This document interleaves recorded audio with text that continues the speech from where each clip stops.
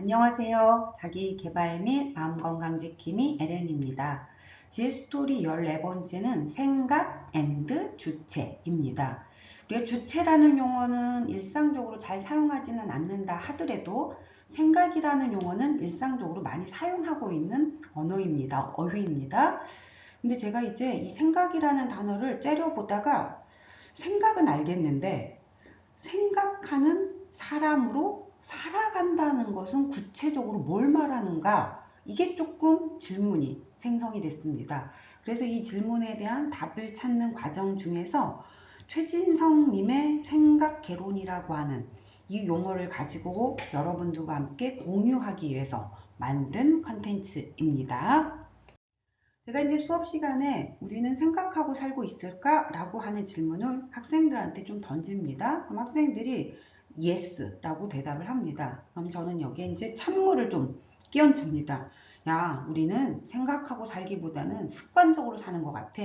이런 찬물을 끼얹기는 하는데 데카르트는 기본적으로 인간이라고 하는 존재의 본질이 바로 무엇이라고 했냐면 생각이라고 하는 걸 표현했습니다.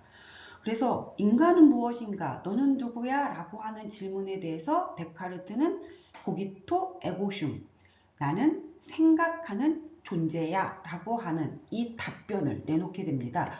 인간의 본성값입니다. 우리는 기본적으로 생각을 하게끔 되어 있습니다.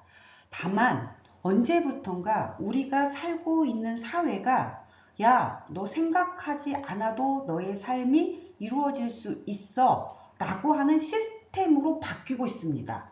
그래서 생각하지 않는 구조로 이동을 하다 보니까 생각이라고 하는 것을 우리가 조금 안 하고 살고 있는 것 같습니다. 넷플릭스에서 추천하는 콘텐츠를 내가 그대로 보고 있는 나를 발견할 때가 있습니다. 그 다음에 지금은 조금 주춤하고 있는데 두쫀쿠라고 하는 거 SNS에서 되게 유행을 했고 그 유행한 것을 나도 따라가서 한번 먹어봐야지 라고 하는 거. 그리고 최근에는 이제 두쫀쿠가 아니라 버터떡으로 이동을 했다라고 하는 이러한 것들을 보면 또 버터떡을 또 찾아서 먹는 우리들을 들여다보면 생각보다 우리는 생각하지 않아도 그냥 따라서 사는 이러한 구조 안에서 살고 있다라고 하는 부분입니다. 이 부분을 최진성님은 좀 약간 삐딱하게 해석을 좀 했습니다. 최진성님은 철학자 최진성님은 생각개론이라고 하는 이 표현을 쓰면서 어쩌면은 네가 생각하지 않으면 결국에 너는 너의 생을 살 수 없어. 남의 생을 살 수밖에 없을 거야. 라고 하는 이러한 화두를 좀 던지게 됩니다. 의식적으로 내가 생각하지 않으면 우리는 상황 속에 묻혀서 살 수밖에 없습니다. 간혹 이제 제가 왜 그렇게 행동을 했을까 물어보면 우리 학생들 중에서 이런 대답을 합니다. 어쩔 수 없이 그걸 선택했다 라고 하는 답변을 하게 되는데 어쩔 수 없이 그걸 선택한 건 아닙니다. 그 짧은 순간이라도 우리는 생각이라고 하는 걸 했고 그 생각을 토대로 해서 그것을 선택한 겁니다. 다만 내가 그 생각을 좀 더 적극적으로 들여다 봐야 되는데 이 들여다 보는 게 누군가는 겁날 수도 있고 누군가는 좀 불안할 수도 있고 하게 되니까 깊게 들여다보는 생각을 싫고 그래서 그냥 변명으로 어쩔 수 없이 그렇게 됐습니다. 이렇게 좀 해명을 좀 하는 것 같습니다. 두 종류의 인간이 있습니다. 주체적인 인간, 객체적인 인간이라고 표현을 하면 주체적 인간은 스스로 질문을 던지고 그 질문에 대한 해답을, 정답이라는 건 존재하지 않습니다. 내가 생각을 해서 만들어내는 게 나에게는 정답이기 때문에 그걸 기준으로 해서 판단하면서 살아갈 때는 주체적으로 살아가고 있다라고 보는 겁니다. 다만 이제 우리가 사회의 기준, 타인의 기준에 따라서 움직이고 있다라면 주체적으로 살기보다는 객체적으로 살고 있다라고 하는 걸로 분류를 좀 해볼 수 있을 것 같습니다. 누군가는 연봉이 높은 곳을 찾아서 선택을 했을 것이고 누군가는 내가 원하는 삶을 고민을 한 다음에 선택을 했었을 겁니다. 그러면 이제 우리가 객체적으로 살아가기보다 주체적으로 살아가기 위해서는 반드시 필요한 게 바로 퀘션, 질문인 겁니다. 나는 이것을 왜 하고자 하는가? 라는 질문입니다. 축구선수가 열심히 필드에서 두 다리로 온몸을 에너지를 써가면서 뛰어야 됩니다. 그게 축구인 겁니다. 그럼에도 불구하고 계속 24시간씩 운동장에서 뛰기만 하는 건 아닙니다. 이따금 벤치에 앉아서 나는 이거를 왜 하고 있는가 라고 하는 질문을 스스로에게 던져야 되는 겁니다. 자, 그래서 그 질문이 있으면 독립되어 있는 주체로서 살아가는 것이고, 질문이 존재하지 않으면 당연히 사회나 타인의 기준에 종속할 수밖에 없습니다. 자, 좋은 삶이라고 하는 것은 추상적인 용어인 것이고, 좋다라고 하는 용어보다는 정확하게는 주체적으로 살아간다라고 하는 표현일 것 같습니다.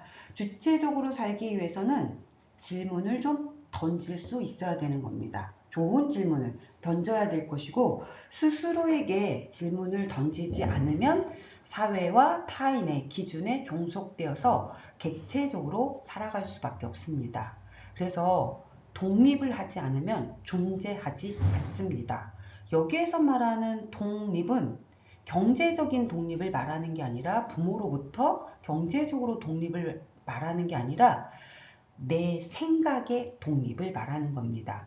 부모의 기준에 맞출 것인가, 내가 질문을 던져서 나온 결과값으로 선택할 것인가, 우리 사회가 요구하는 기준에 내가 맞출 것인가, 내가 고민을 해서 만들어 놓은 그 기준에 맞출 것인가, 요거는 좀 다르게 삶이 사라질 수밖에 없습니다. 그래서 여러분들에게 한번 던져봅니다. 나는 진짜로 나의 기준에 의해서 나의 선택으로 살아가고 있는가? 라고 하는 부분입니다. 나는 왜 다른 사람과 비교를 할까? 나는 왜 이 관계를 유지하고 있을까? 이런 질문을 만들어 보고 스스로에게 던져서 그것에 대한 근거를 본인에게 조금 제공을 하는 게 필요합니다.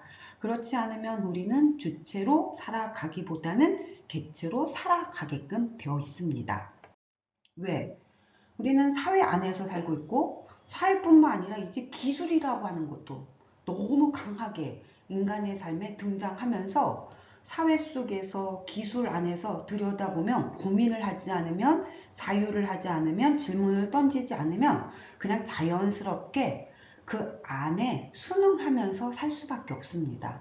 그래서 관계 속에서 쉽게 주체보다는 객체가 될 수밖에 없는 것이고, 그런데 주체가 객체로 살아간다라고 할 때 나는 분명히 사회의 구성원입니다. 사회가 기대하는 나는 아닙니다. 이거는 명확하게 좀 구분을 좀 하실 필요가 있습니다. 자, 기술도 마찬가지입니다. 알고리즘과 그 알고리즘에 의해서 나는 굳이 고민할 필요 없이 주는 것을 손가락으로 올리기만 하면서 보고 살고 있습니다. 여기에 정보들은 정말 많아지고 있고, 생각의 깊이는 낮아지고 있고, 그래서 슈츠라든지 릴스라든지 헤드라인만 보면서 시간을 소비하고 있는 삶. 그러면 내 생각은 사라지는 겁니다. 기술의 안에 들어가게 되면 그럼 당연히 객체로 전락할 수밖에 없습니다. 물론 이제 기술이 인간 자체를 대체하지는 않을 겁니다. 못할 겁니다. 그렇지만 생각하지 않는 인간은 결국 기술로 대체될 수밖에 없습니다.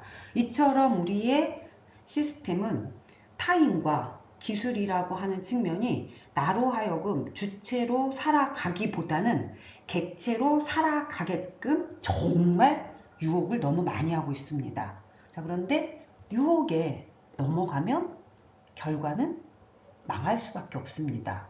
그래서 우리가 이 유혹에 넘어가지 않아야 성장을 할 수 있는 것이고 성공을 할 수 있는 겁니다. 쉽지는 않습니다. 그런데 쉽지 않기에 그걸 해내는 사람은 성장을 하는 것이고, 또 때에 따라서는 성공도 할 수 있게 되는 거 아닐까 생각해 봅니다. 그래서 여러분들에게 생각을 좀 하는 사람이 되었으면 좋겠다.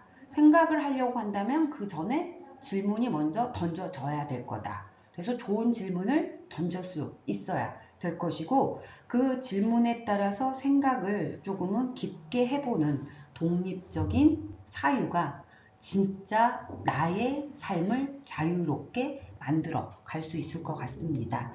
영상을 보고 있는 잠깐 이 순간만이라도 스스로에게 좋은 질문을 좀 만들어서 던져보셨으면 좋겠습니다.